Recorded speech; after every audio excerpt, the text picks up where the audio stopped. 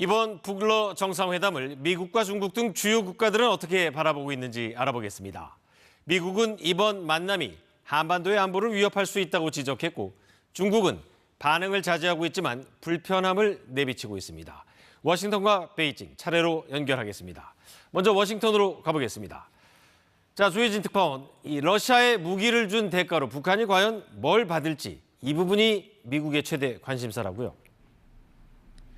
미국 정부는 푸틴 대통령의 방북 자체보다는 이런 만남에서 어떤 거래가 이뤄질지 촉각을 곤두세우는 모습입니다. 미국 백악관은 북러 관계의 심화를 우려한다면서 북한이 향후 러시아로부터 받을 지원에 대해 매우 긴밀히 주시할 것이라고 밝혔습니다. 백악관은 러시아가 북한으로부터 우크라이나전에 사용할 무기를 공급받고 있다고 재차 강조하면서 북한 역시 상응하는 대가를 받게 되면 한반도 안보에 영향을 줄 수 있다고 경고했습니다. 또 최근 서방이 우크라이나에 무기를 추가 지원해 이번 만남으로 북한과 러시아 간 무기 거래가 확대될 것으로 보고 있습니다. 미국 당국자의 발언 들어보시죠. I think it is quite certain that he is continuing to look for arms to support his war against Ukraine. We have seen him get incredibly desperate over the past few months.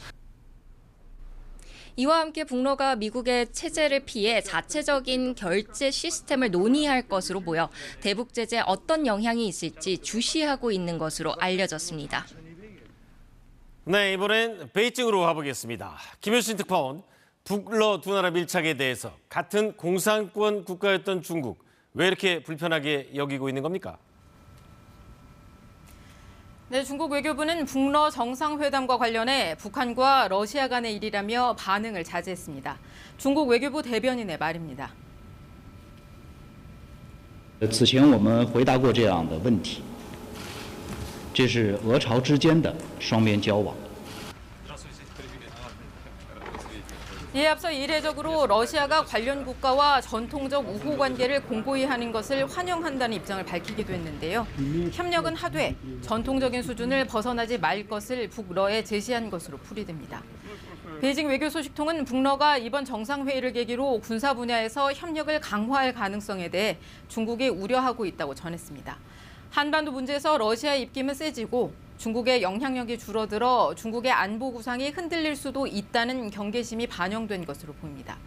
여기에 미국, 유럽과는 관세 전쟁을 벌이고 있고 타이완 해협과 남중국 해서의 군사 긴장이 고조되는 상황입니다. 러시아의 간섭으로 한반도 정세까지 불안해진다면 중국의 관리 능력을 벗어날 수도 있다는 우려도 있습니다.